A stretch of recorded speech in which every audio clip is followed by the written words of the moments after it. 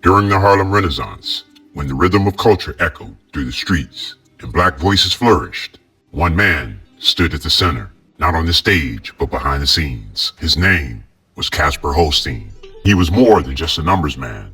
He was a builder of dreams, a financier of freedom, and a mystery wrapped in wealth.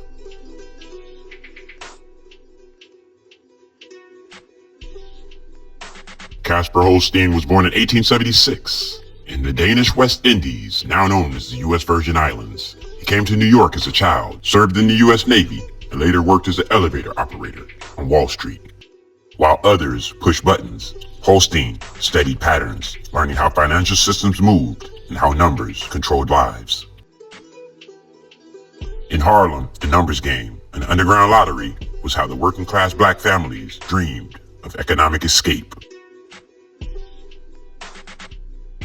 Holstein saw potential. He refined the system using publicly published numbers from the stock exchange, removing corruption and building trust.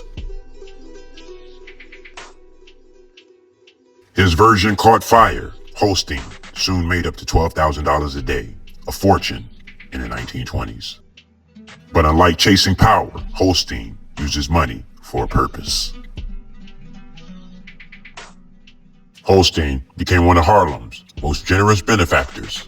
He helped fund black colleges, paid tuition for students, supported Harlem's writers and artists, and even donated to Marcus Garvey's Universal Negro Improvement Association.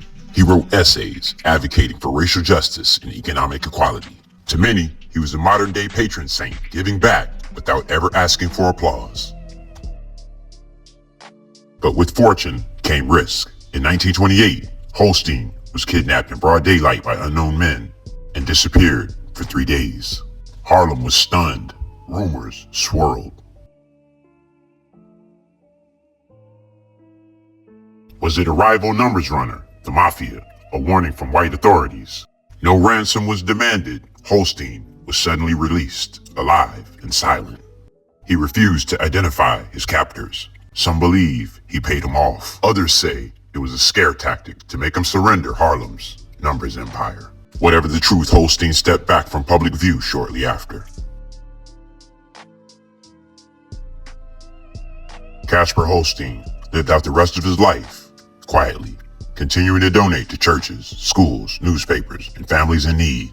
He never forgot where he came from and never stopped believing in the future of his people. He died in 1944 at the age of 68, but not in disgrace, scandal, or obscurity. In Harlem, he was remembered as a man who used his mind to make money and his heart to make change.